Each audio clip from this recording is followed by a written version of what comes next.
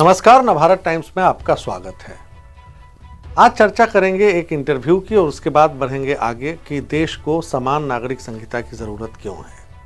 अभी हाल ही में मैं एक जावेद अख्तर साहब का इंटरव्यू देख रहा था। उनसे समान नागरिक संहिता यानी यूनिफॉर्म सिविल कोड का विरोध करने वालों से वो कहते हैं उसमें जावेद अख्तर, अपने बच्चों को तुर्की, अमेरिका और यूरोप भेजने से पहले भारत के मुसलमान क्या वहाँ के कानून को देखते हैं? जावेद अख्तर ने यह भी शंका जताई उस इंटरव्यू में कि मुसलमानों को शायद लग रहा है कि यूसीसी के आने के बाद वो एक से ज़्यादा शादी नहीं कर पाएंगे। अख्तर साहब की बात एक हद तक नहीं बल्कि बहुत हद तक जायज़ है और 3 तलाक पर बैन के बाद इस तरह का डर अगर घर कर गया है तो हंसी आती है, क्योंकि अगर हम अपने पौराणिक इतिहासों को देखें, हिंदू राजाओं को देखें, समाज में जो सामंत किस्म के समृद्ध लोग थे वो बहुविवाह की परंपरा थी हिंदुओं में भी, और ये आज भी कई जगहों पर है। हिंदू धर्म में तो वेद पुराण और संहिताओं का अंबार है। अब अगर उसके आधार पर कानून बनने लगे तो कन्फ्यूजन होगा।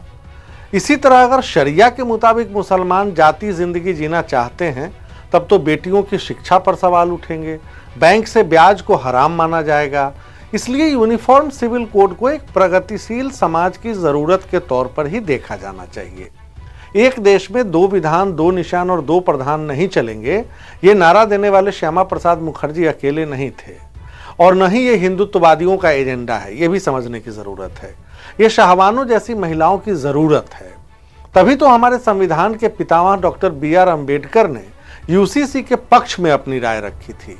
जब संविधान सभा में कई सदस्यों ने अलग अलग धर्मों के पर्सनल लॉ में हस्तक्षेप पर ऐतराज जताया तो अम्बेडकर ने कहा था, अगर सामाजिक मामलों में राज्य यानी सरकार का कोई दखल नहीं होगा तो देश एक जगह स्थिर हो जाएगा, ठहर जाएगा।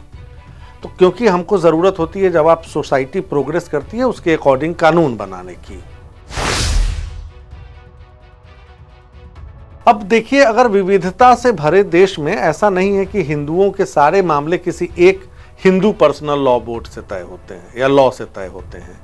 एक हिंदू अगर पारंपरिक रस्मों से शादी करे तो कोई और कानून, और स्पेशल मैरिज एक्ट के तहत करे, बीवी किसी और धर्म की हो, उसके लिए अलग एक्ट। गफलत है ना, बहुत गफलत है। जब मुसलमानों की चिंताओं पर आते हैं तो देखते हैं कि वहाँ उनके जेहन में ये सवाल आता होगा कि क्या किसी मुस्लिम देश में यूसीसी जैसा कानून है जो किसी धार्मिक ग्रंथ से गाइड ना होता हो। आपको 3 उदाहरण बताता हूँ। तुर्की, यहाँ की 99% आबादी मुस्लिम है। अतातुर्क मुस्तफ़ा कमाल पाशा के इस देश में 1926 से ही धर्मनिरपेक्ष कानून लागू है। जहाँ तक ये फैमिली लॉज की बात है, शादी, वारिस, बच्चों और संपत्ति पर अधिकार के कानून सबके लिए एक समान है। शरिया का इससे कोई लेना देना नहीं है। हाल ही में इसे और प्रोग्रेसिव बनाया गया, जैसे सहमति से सेक्स के लिए मर्दों और औरतों की उम्र सीमा 18 की गई।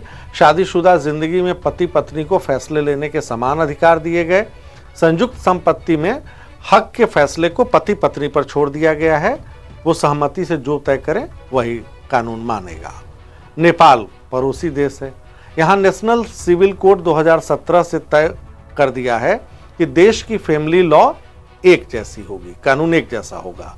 बहुविवाह पर रोक है। शादी के लिए न्यूनतम उम्र सीमा 20 है। मियाँ बीवी को तलाक के समान अधिकार मिले हुए हैं। महिलाएं शादी के बाद भी सरनेम बदलने के लिए मजबूर नहीं है। अब चलते हैं बहुत दूर, क्यूबेक, कनाडा, सबसे बड़ा प्रांत कनाडा का। वहाँ वो भी एक सिविल कोड से चलता है। संपत्ति पर हक हो, शादी और बच्चों के अधिकार सबके लिए एक जैसे हैं।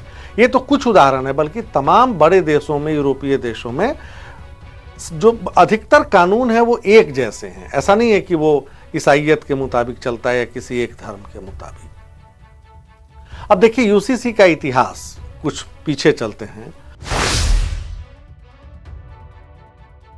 1856 में पहली बार ब्रिटिश राज ने दूसरे लॉ कमीशन में ये रिपोर्ट दी कि अपराध, साक्ष्य और अन्य मसलों पर एक ही कोड की जरूरत है, लेकिन हिंदुओं और मुसलमानों के पर्सनल लॉ में दखल नहीं देने की सिफारिश की।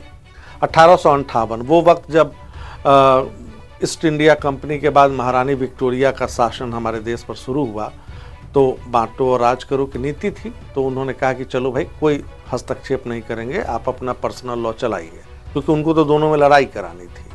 1941 Hindu code bill, BN Rao committee ने हिंदू मैरिज बिल और सक्सेशन बिल लाने की जरूरत बताई 41 में।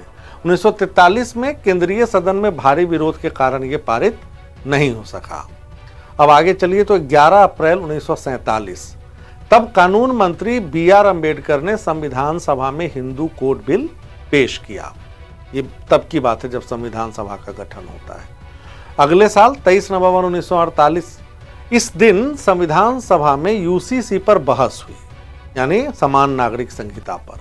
संविधान के ड्राफ्ट में इसे अनुच्छेद 35 में रखा गया, लेकिन बाद में इसे अनुच्छेद 44 में रख दिया गया, जो राज्यों के नीति निर्देशक तत्व हैं, मतलब गाइडिंग प्रिंसिपल्स हैं, मैंडेटरी नहीं है। अब आगे आइए, 1952 से 56 के बीच क्या होता है? हिंदू कोड के तहत 3 कानून पारित होते हैं। Hindu marriage act 1955, Hindu succession act 1956 और Hindu adoption and maintenance act 1956। इस बीच 1954 में एक और कानून आता है, स्पेशल मैरिज एक्ट। यहां सारे पर्सनल लॉ धाराशायी हो जाते हैं, क्योंकि इस एक्ट के तहत मजहब और जाति के भेदभाव के बिना 2 वयस्क शादी कर सकते हैं। इसमें बहु विवाह को अवैध ठहराया गया है। ध्यान दीजिए, पर्सनल लॉ में ऐसा नहीं है। संपत्ति और उत्तराधिकार के कानून पर्सनल लॉ से तय नहीं होंगे अगर आप स्पेशल मैरिज एक्ट के तहत शादी करते हैं। ये एक अलग बात है, विचित्र बात है। अलग अलग कानून 2023 में तब अभी 22वें विधि आयोग ने धार्मिक संस्थाओं और आम लोगों से कहा है कि भाई UCC पे अपनी राय दीजिए। उत्तराखंड ने कमेटी बना दी है। पुष्कर धामी सरकार UCC लागू करने का वादा कर चुकी है। अब देखिए कि आजादी के बाद से लेकर अब तक कई ऐसे मौके आए जब सुप्रीम अदालत ने हैरानी जताई कि संविधान के अनुच्छेद 44 पर कोई सरकार अमल क्यों नहीं करती है। अब ऐसे कुछ फैसलों पर गौर करिए जो सुप्रीम कोर्ट के फैसले हैं। ये हमारी आपकी राय की बात नहीं है। पहला तो अहमद खान बनाम शाहबानो बेगम, चर्चित फैसला 1985 का।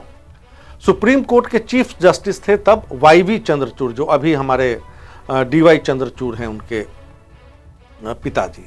तब उन्होंने, उस पीठ ने कहा था कि शाहबानो के पति को गुजारा भत्ता देना होगा। कोर्ट ने मुस्लिम पर्सनल लॉ को मानने से इनकार करते हुए तलाकशुदा शाहबानों के पक्ष में फैसला दिया। अदालत ने कहा कि अनुच्छेद 44 को मृत अवस्था में रख दिया गया है। अगर यूनिफॉर्म सिविल कोड आ जाए तो राष्ट्रीय अखंडता, एकता और जेंडर जस्टिस का सपना साकार होगा। लेकिन राजीव गांधी सरकार ने तो अलग ही एक्ट ला दिया और उस फैसले को पलट दिया। मतलब एक और act, Muslim women protection of rights on divorce करके एक अलग एक्ट ला दिया। अब 1985 मेघालय में खासी जनजाति की एक महिला ने सिख पति से तलाक मांगा। उसकी दलील थी कि इंडियन डाइवोर्स एक्ट 1869 के तहत उसे तलाक मिले क्योंकि पति नपुंसक है। दोनों की शादी क्रिश्चियन मैरिज एक्ट 1872 के तहत हुई थी। हाई कोर्ट ने कहा कि 1869 का एक्ट सिर्फ ईसाइयों पर लागू होता है, इसलिए आपको सिर्फ जुडिशियल सेपरेशन मिलेगा, तलाक नहीं। सुप्रीम कोर्ट ने इस मामले का जिक्र करते हुए कहा कि इस देश को एक यूनिफॉर्म कानून की सख्त जरूरत है। और जितने कानून हैं पेचीदे अलग अलग। अब देखिए, एक सरला मुदगल बनाम केंद्र सरकार 1995, यह भी एक बहुत पेचीदा मामला था। कोर्ट को यह तय करना था कि हिंदू कानून के तहत शादी कर चुका हिंदू पति अगर इस्लाम कबूल कर ले तो दूसरी शादी कर सकता है क्या। कोर्ट ने फैसला सुनाया कि इस्लाम कबूल करने के बाद दूसरी शादी गैर कानूनी है। जस्टिस कुलदीप सिंह ने फिर याद किया और कहा कि 41 साल बाद भी सरकार अनुच्छेद 44 को कोल्ड स्टोरेज से निकालने के मूड में नहीं है।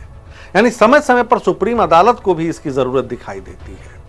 2014 आते हैं, शबनम हाशमी बनाम केंद्र सरकार। इसमें इस्लामी कानून के तहत बच्चे और माता पिता के बीच बायोलॉजिकल रिलेशन होना जरूरी है इस्लामी कानून के तहत। लेकिन हाशमी ने एक बच्ची को गोद लिया था, पता चला कि वो गार्जियन हो सकती हैं, उसके पेरेंट नहीं। उन्होंने पर्सनल लॉ के खिलाफ ही अपील कर दी। कोर्ट ने कहा जुवेनाइल जस्टिस एक्ट 2000 के तहत हाशमी को राहत दी जाती है और उम्मीद जताई कि इस तरह का एक्ट अनुच्छेद 44 की भावनाओं को पूरा करने में मामूली कदम साबित होगा। मतलब एक एक्ट दूसरे एक्ट को सपोर्ट करता है, तब जाकर न्याय मिलता है।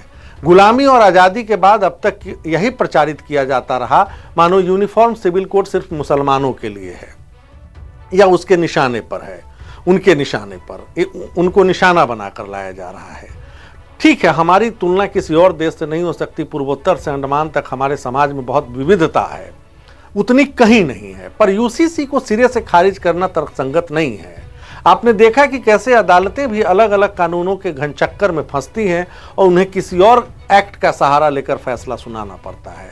इंग्लैंड से लॉ पढ़ने वाले ओवैसी जैसे शख्स जब इस पर राजनीति करते हैं तो वो अपने ही समाज का नुकसान कर रहे होते हैं। आज के लिए इतना ही, बुधवार को फिर मिलेंगे, तब तक के लिए नमस्कार।